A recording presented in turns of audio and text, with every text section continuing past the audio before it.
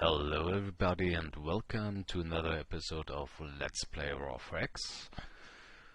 Our carrier task force from the wormhole arrived in the Berlin system and ventured forth to the Düsseldorf jump point, which seems the most likely entry point for our alien friends due to the wrecks around the jump point here.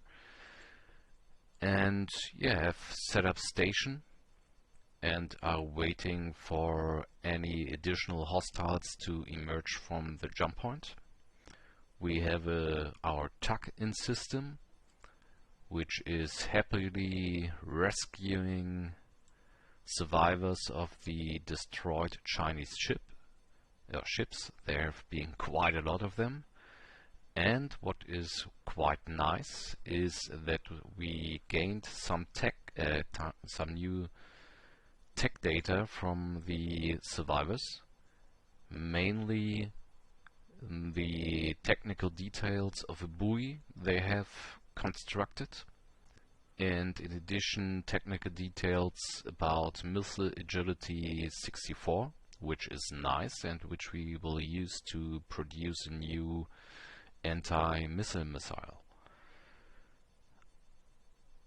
Overall, there are quite a number of wrecks in the system. Let's take a closer look. And in order to make use of those wrecks, we have sent our two Gaia salvage craft into the system, and they're moving to the Lagrange point here in order to make a jump to the wrecks and start to disassemble the wrecks, hoping to gain additional knowledge about technology, since the Chinese seem to have at least better missile tech in some areas than we do. And the buoy they have constructed here is quite interesting. If we take a closer look at the missile they have designed, it's obviously a two-stage design, which involves a thermal sensor, and once the thermal sensor picks up any enemy, it will launch 4 anti-ship missiles, which is very nice. I don't think I've seen the non-player races employ any two-stage missiles before, as well as never having seen them to use a mine. It's effectively a mine. The sensor will pick up the enemy, and once the enemy is picked up, the second stage is released, and this second stage consists of 4 anti-ship missiles, so quite a sophisticated design for MPR. What else have we done? Let's give the TUC new orders. There's still some life pods left here. Unknown class life pods, so this means the hostile aliens, which means those are alien ships as well. And since we have started the game at 300% difficulty, it's quite safe to assume that we are facing high-tech wrecks here, which will be very nice.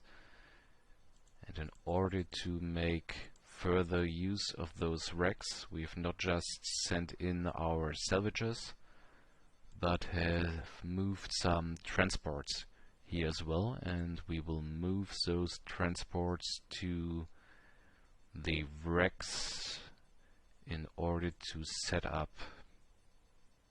Why is nothing happening here?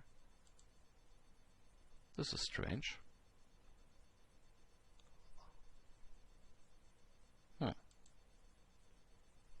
This works.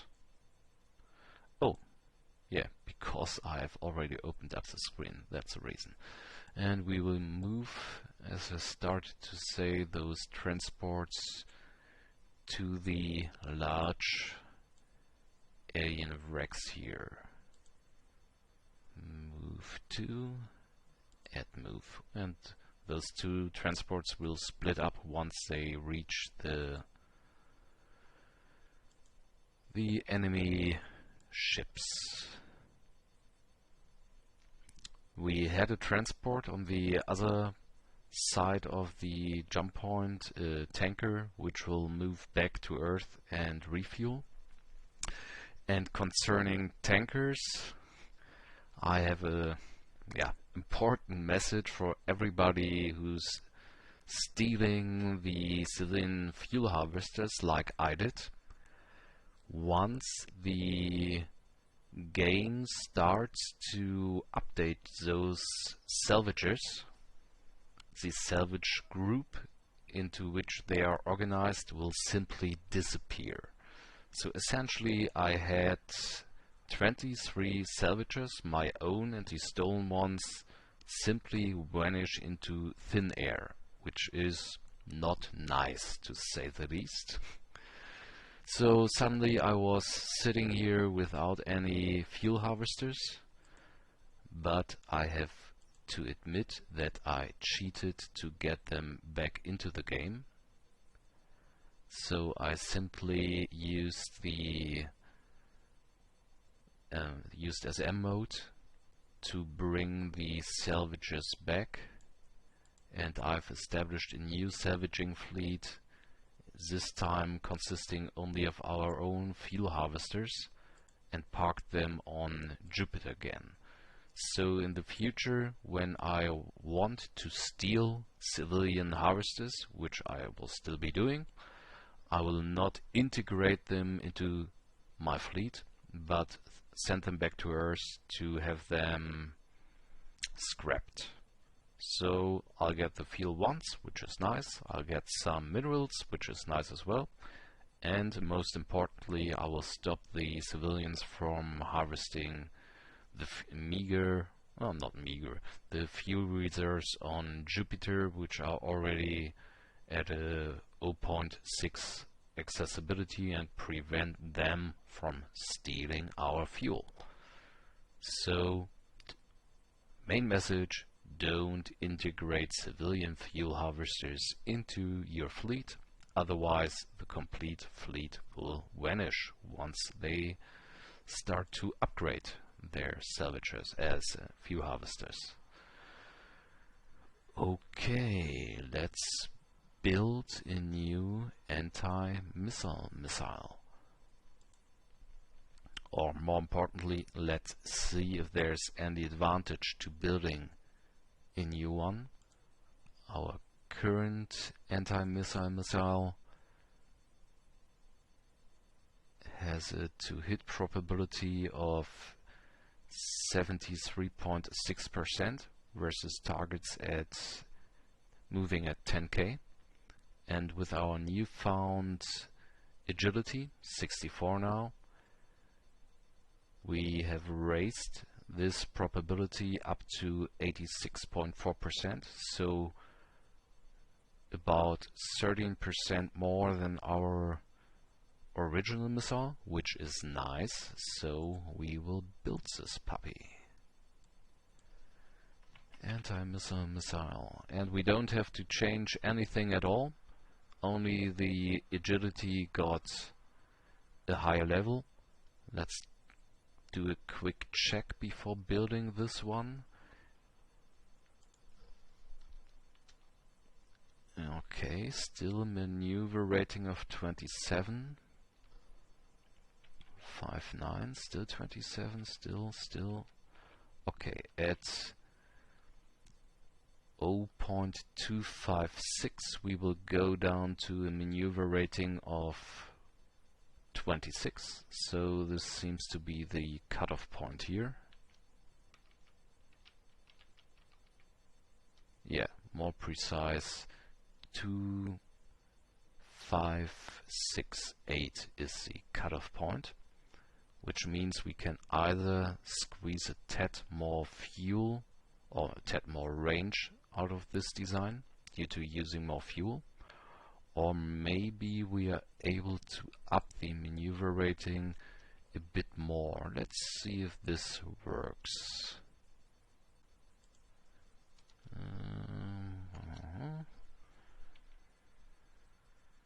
29 woodwork, which would mean not very much fuel, but let's see if we can get a tad lower here. 89, 88, 86 is the cutoff point, because when we are using more fuel, the missile will get more heavy, and we will need additional agility to bring the rating back up again. So most likely we will need something around this. Wrong one. It will not work. We will need even more. Let's see if this works. This would work. 7 and down to 3 here, still working. 2, 1. Naturally it should work. Again at an 8, 9, not enough. Let's see if it's no. 09. It's a little bit fiddly. Yeah, but this would be the sorry, perfect result. Quite short range, but this is okay. And to hit probability of around 93%, which is nice. So we will stick with this design. Thank you, China, for the additional agility. AM1, speed of 32, range of 4.2, with a to hit probability of 92.8. Put in the same series, yeah, that's nice. Create, yes, I want to add it to the new series. We will need Space Master mode here again, since the missile is quite cheap at 102. I will use SM to put it in instantly, due to our research rate currently being at 280, and therefore the needed 102 points is lower than that. Okay, I have to close the screen here first. Missiles 102 instant, yes. We will retool our industry. We will finish building the current batch of missiles, at least, sorry, the last one, and then add a new series here for our improved missile. About 1200 should be fine. Add it to queue. Great. Okay, this looks good. We have to add orders to our TAC to rescue the survivors. I would be very interested to gain tech from those guys. Life pods.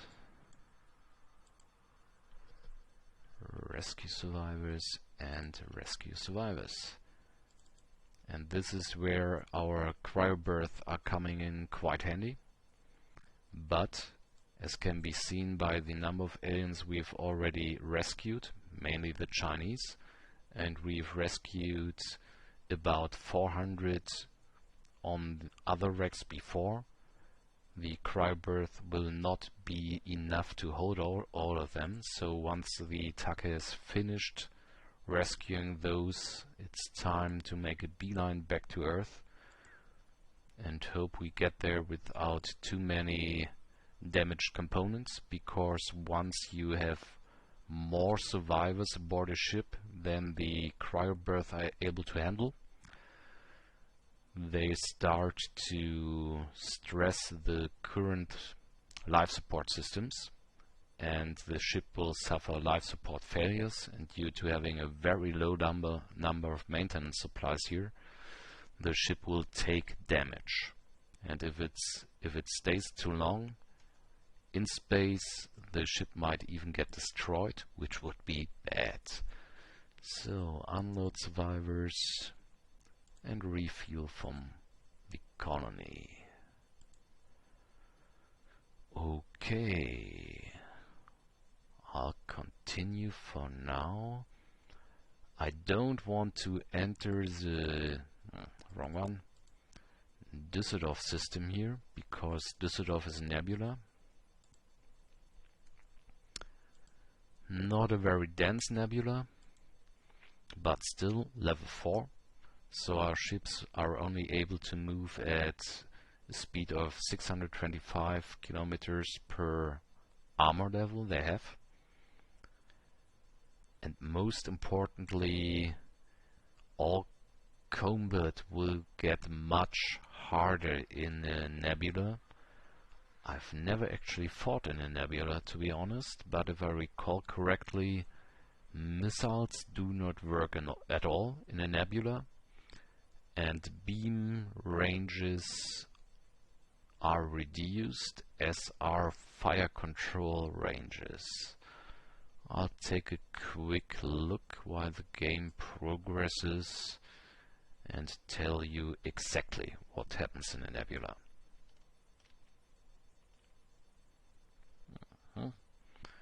The good old I don't want to pause problem, gotta love it. So this might take a moment. Let's try to remember what else happened in the meantime. We discovered a new system, Rostock, which has one potentially habitable planet, which might hold precursors, so we will not go there for now, especially since one of our fleets is bound up in Berlin here, and the other is still undergoing overhauls and soon refits at Seoul or in Seoul. Okay, pausing now. Okay, and here we have what the wiki has to say about nebulae. Most important thing is speed is reduced. Yeah, okay, we know that one. Passive sensor strength is reduced as well. Active sensor strength is reduced by the nebula level. To hit chances are reduced by the level as well. And somewhere I must have... here it is. It is as I thought. Nebulas prevent the use of missiles and shields as well.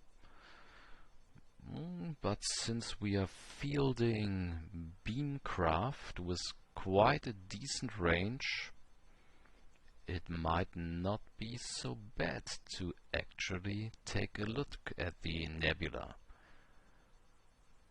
We are still using the old version of the Sturmvogel, since let's just reduce this in size here. Since our new Sturmvogels have not been built yet, the yard has just been retooled for them, and we've just started construction on the new class of Sturmvogel. But still, no, that was wrong. That was stupid. What have I done here? Did I just reorder it? 1, 2, 3, 4, 5, 6, 7, 8, 9. Yeah, still 9 of them here, so no real damage has been done. Let's do it differently. Not in this fleet, but here. Our current Sturmvogels have a range of 320,000, which is nice. tracking speed of 7.5K, which should be more than enough in the nebula, despite the speed getting reduced by the nebula level, as we've seen. Decent damage. So I dare to say we will most likely not be horribly outgunned here, but in the end I don't think it's worth to follow the hostiles into the nebula, at least for as long as there are a number of wrecks here, but there are a number of wrecks in Burden as well, so till we salvaged all those wrecks, I see no pressing reason to head into Düsseldorf. Okay, I'll pause now before continuing the game. Okay, and here we see what I've mentioned earlier. Our TAC is starting to have failed life support due to being overloaded. Let's take a closer look at our TAC here.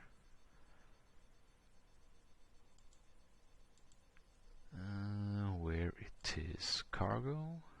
Yeah, they have the room for 1000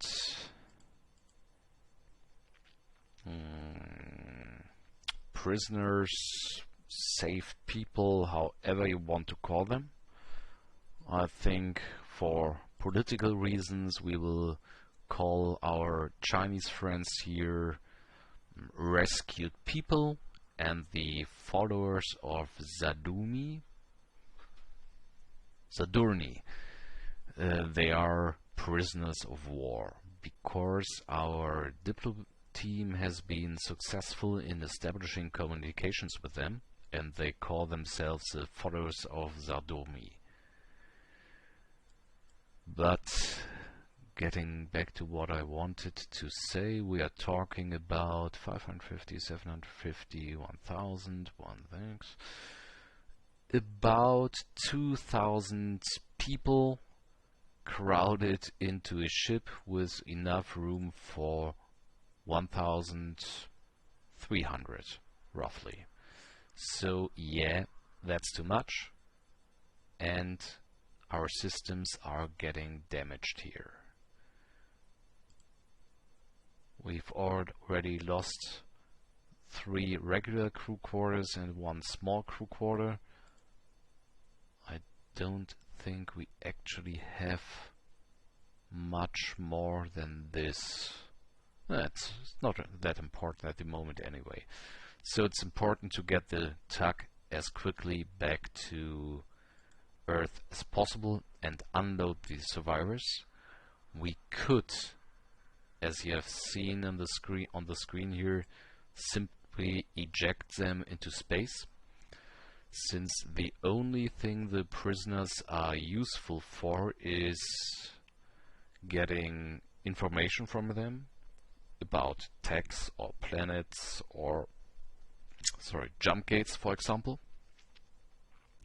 But you only get these informations during the pickup. They are interrogated during the pickup, and after having picked them up and done an initial debriefing, they're essentially useless. So I could simply eject them into space, but this feels wrong. Mainly for role-playing reasons, I'm gonna bring them back to Earth, despite them being completely useless there. But I'm still going to do it. Okay, what else do we see here? We've finished researching terraforming modules, which is nice, and we are starting construction on our new missile. So, terraforming modules, or first of all, let's see what we will do with our freed up scientists. We're going after improved terraforming rate.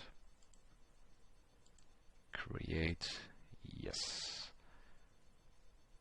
But we would love to get a terraformer. Let's take a look. We should have the shipyard capacity. I will not be building any additional fuel harvesters here. We might need additional tankers and tugs and some more survey ships. So we have one free yard with a current tonnage per slipway of 80k. Let's see what kind of terraforming ship we could construct with 80k. Let's take the gate builder as a base for our new design here. The new design will be a terraformer. Here we are. Design view. We don't need a jump gate construction module. We will not need any engines since we will put it into place by tug. Due to this, we will need no fuel storage.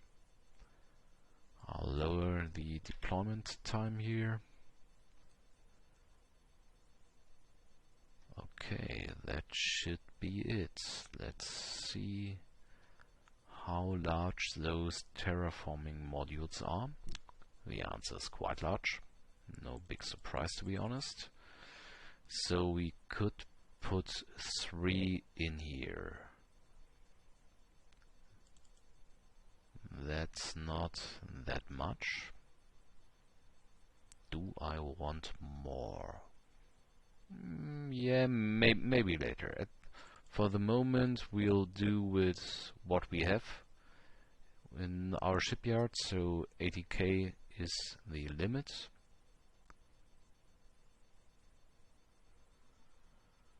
There's still fuel in there, okay. Yeah, this doesn't look so bad.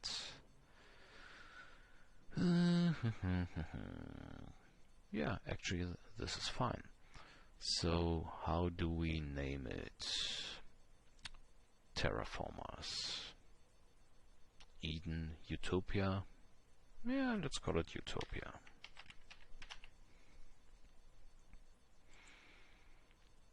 Okay, conscripts, since we will not want to waste our military crews or our highly trained military crews on those ships as well.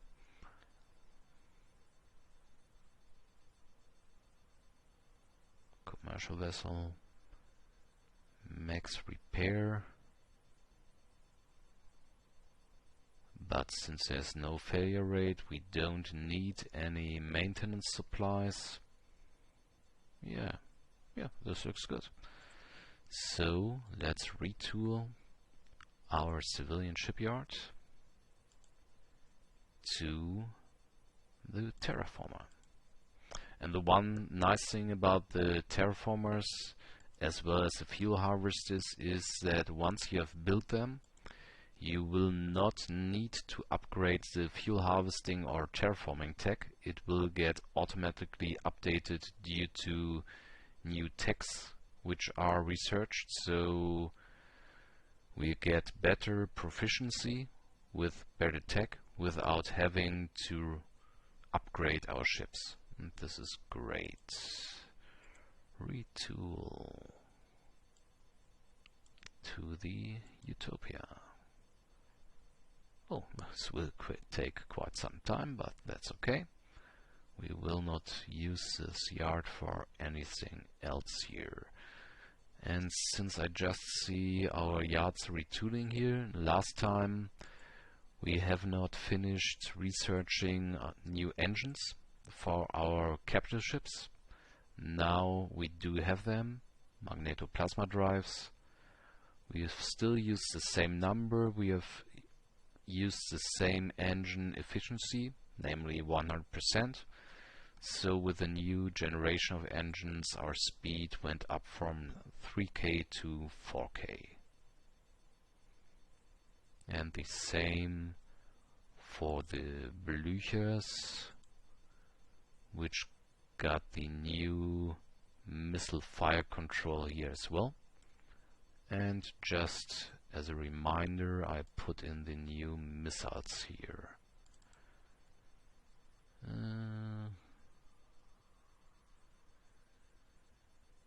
Here we are. Okay.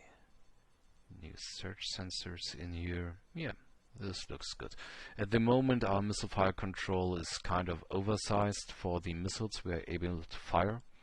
Even considering 50% ECM, we still would have a missile fire control range of 8 million kilometers, while our missiles are only able to move 5.4. No, those are the old missiles.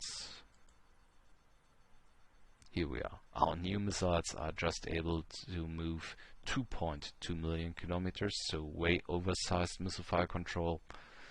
But since it's more likely that we will design a new missile than that we will design a new missile fire control, it's a bit of future-proofing in addition to providing some immunity to ECM effects. Okay.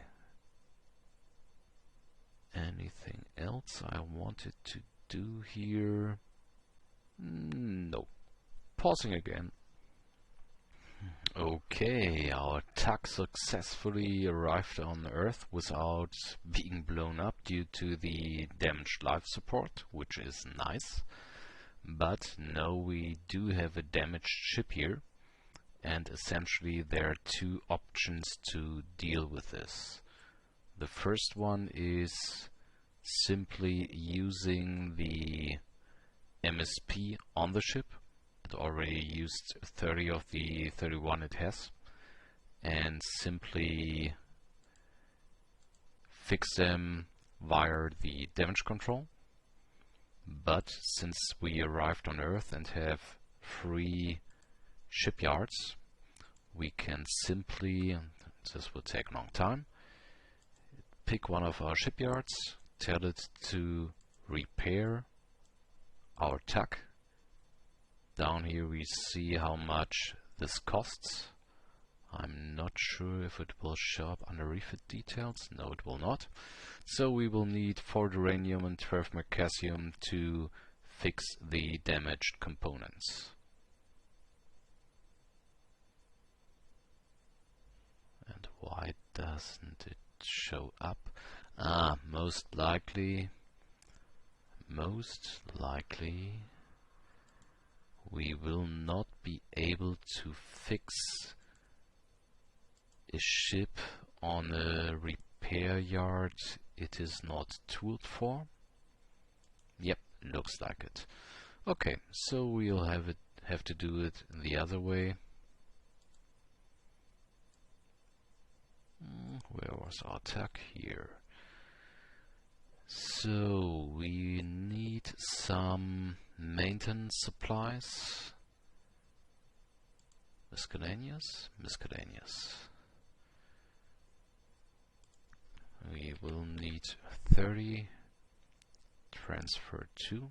Wrong one. Okay. So it should be 31 and transfer from. There we are. We can try more than 31, but nothing will happen since it just has space for 31 maintenance supplies. So now we switch to damage control and tell it to fix crew quarters and fix the small crew quarters. This will take up 24 of our maintenance supplies. So once those orders are finished, we will have to load up again manually on the maintenance supplies and continue the process. Okay. It will keep stacking up despite there only being 3 damaged crew quarters, so let's remove the additional ones. Remove and remove. Okay, armor's fine. Yeah, so it will work happily along and fix those damaged components. Let's take another look, but I think the prisoners should have been unloaded. Yep, no survivors on board currently, but now we should have a couple of survivors on Earth. Here we are. Prisoners of war. We can't free the Chinese. I would like to free them, but we can't. And as I said before, those are completely useless to us for now. Okay, pausing again. Okay, our research into improved research rate has completed on Earth. This is nice. More research is always good, but now with the immediate threat of those hostiles, we'll have to do more about our offensive capabilities. And while our fleet is doing okay, and it will take quite a long time to get better tech here now, we are severely lacking in ground combat, because the goal here is not just to defeat or defend at first against the enemy fleet and later defeat it, but to conquer their planet. And in order to conquer their planet, we will need ground forces. At the moment, our ground force is looking pretty set. We have a decent number of garrisons, which is nice since they provide police strength, which will be needed to keep an invaded planet under control or get it under control in the first place. But they have no offensive capabilities whatsoever. The only units we have here with offensive capabilities are the mobile infantries. And as can be guessed from the ratio between attack and defense, they are more defense-minded than assault troopers, stormtroopers, whatever you want to call them. So we want troops with more attack power here. And in addition, we only have 4 training barracks, and we could use some more here to build up a larger number of offensive units. But before even being able to build them, we need to research them. I've already put them in here. The Assault Infantry Battalion, it's essentially the opposite of a mobile infantry. It has way higher attack power than defensive power.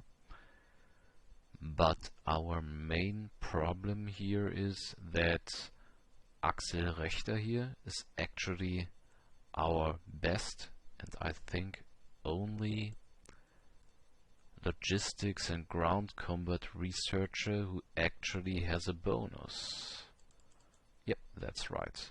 Still a zero bonus one down here, but that's it. And he's only able to work with 5 labs. So the only thing we can do at the moment is assign 5 labs to him. And it will take a long time before he's completed the research. But on the other hand, against a 300% hostile alien, it will most likely take quite some time to bring down their fleet. And we have to refit our fleet, to upgrade our fleet first, since otherwise we might run into quite a lot of trouble here. So what to do with the 8 labs we have left? Preferably something useful in the construction production field. Let's see what we have here. Construction rate is always nice. I don't like to use SRED-. I prefer to send out automated miners. We don't really need fighter production. Our fuel production is okay, but only a couple of points left before we get the new tech here. And due to this, I'm tempted to put at least a couple of points in here. Let's take a quick look what we are currently researching. Better fire control speed, yeah, would be nice, but still a long way off. Yeah, let's just create this one and let's see how long it will take.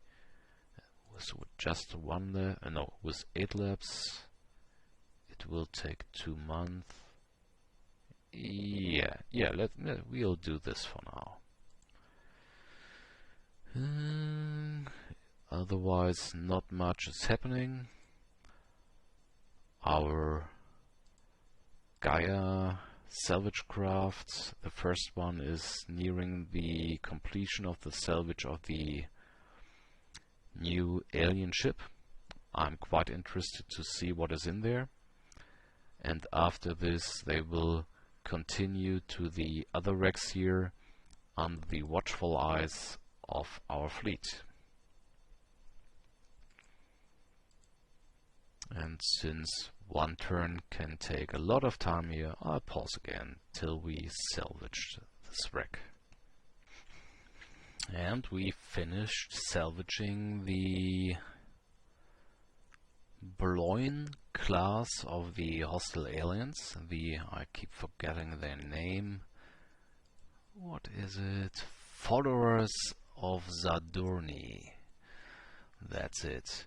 We already knew that the Bloin is a missile ship since it did 7 times 15 damage by missiles.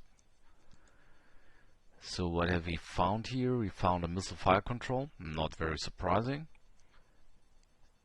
and is 320. What would we need to build something like this? Let's take a look here. 20 missile fire control, range of 300 would be achieved at a size of 17, which is huge for a missile fire control. Due to it, I dare to say they have better sensor tech than we do, since I doubt that they're using a size 17 sensor. If I'm not mistaken, we will not be able to really see where it has been loaded in transport 50005. We will be able to see what is loaded on this transport, but I don't think we will be able to see the exact size of the components. Yeah, even worse, just ship component. But as you can see with the still available capacity here, the components we have loaded up are just using 1,400 tons of space. So the ship components are actually very small. So yeah, they have better tech than we are using here. Well, nice to know, not surprising, but nice to know. They have better thermal sensors than we are using, and they're using large fuel storage. Okay, this is naturally better than what we are using, since I haven't put a single point of research into fuel storage technology so far. Okay, since it's a bit of a distance to the new wrecks, I'll do what I already did earlier, which means detach the transport from our salvager. Detach, send it to the, yeah, we still don't see the size here. Send it to a new rack, which is not that important since I brought 2 additional transports. One of them is moving to the first Chinese rack here, and the other is moving to the unknown class rack 1081, which should be sitting around here. Yeah, there it is. So we will order our salvager to move to this rack as well and start salvaging.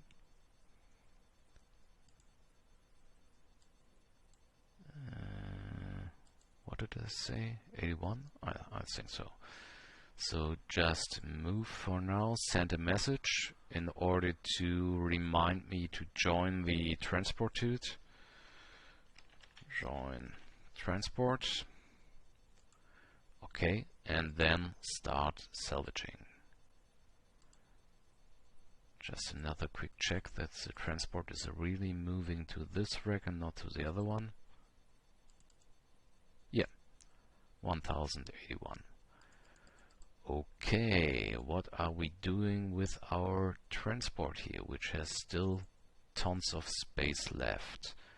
Those racks should be covered, but they are fairly large. So it's possible that we will salvage a couple of engines from those. So I will send the transport to the other end of those racks, to rack 1075. That's transport 005. Transport 005 should be up here actually. Yeah, there it is. Rack 1075. Here we go. Move to. Okay. And with this, I think I'll put an end to this episode. Essentially, our fleets went from guarding a jump gate on Earth or in Seoul to guarding a wormhole, back to guarding a jump gate as again, but this time the burden system.